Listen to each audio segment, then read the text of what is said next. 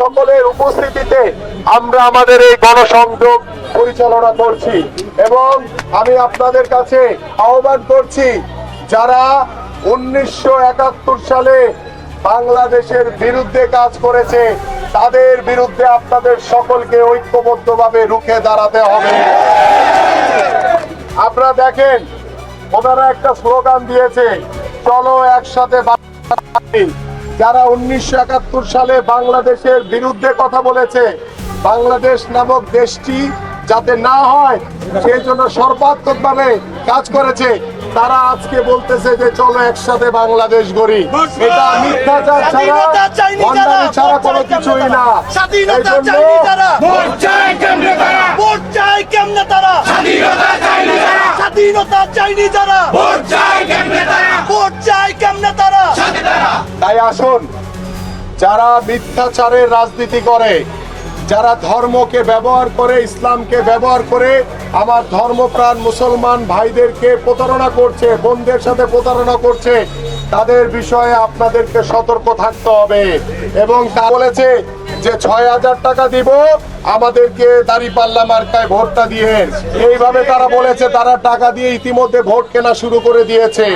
আবার তারা NID number নিচ্ছে, ভোটার আইডি কার্ড নাম্বার নিয়ে তারা জাল ভোট দেওয়ার পরিকল্পনা করছে। জনগণ আমাদের সাথে রয়েছে।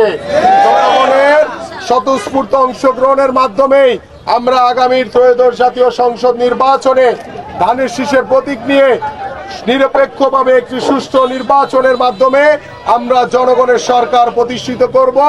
আমরা ধানের শীষের প্রতীক নিয়ে নির্বাচিত হয়ে আল্লাহর রহমতে সরকার গঠন করে আমরা দল মত নির্বিশেষে এই সমাজের সকলকে একসাথে নিয়ে আমরা পথ চলতে চাই।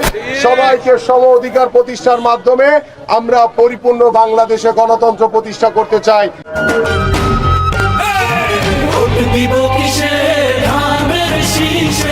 আমি আপনাদের কাছে আহ্বান করছি, আপনারা সহনশীল থাকবেন, ধৈর্যশীল থাকবেন। কারণ ওই যে সংগঠন যারা রাজাকার, যারা দেশ বিরোধী, তারা কিন্তু আপনাদের দিবে, তাদের উস্কানিতে আপনারা পড়বেন না। আপনারা সহনশীল ধৈর্যশীল আচরণ করবেন, কারণ জনগণ আমাদের সাথে রয়েছে, জনগণের ভালোবাসা আমাদের। আপনাদের ভয় পাওয়ার কোনো কারণ নাই। কারণ ভয় পাবে কারা? যারা দেশের বিরুদ্ধে ছিল। তারা দেখবেন নির্বাচনের আগে দেখতেছেন, নির্বাচনের পরে তাদের ছায়াও দেখবেন না আপনারা। গত 15 বছর কোথায় ছিল তারা? তাদেরকে কিন্তু মানুষ দেখে নাই।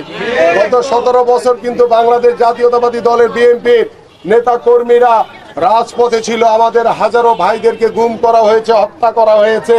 কিন্তু যারা আজকে ক্ষমতার মোহে পড়ে বিভিন্ন মিথ্যাচার প্রোপাগান্ডা করছে, তাদেরকে কিন্তু গত 15 বছর কোথাও দেখা যায় নাই। তারা ওই বিগত সরকারের সাথে একসাথে আঘাত করে তারা ওই সরকারের পক্ষেই কিন্তু কাজ করেছে।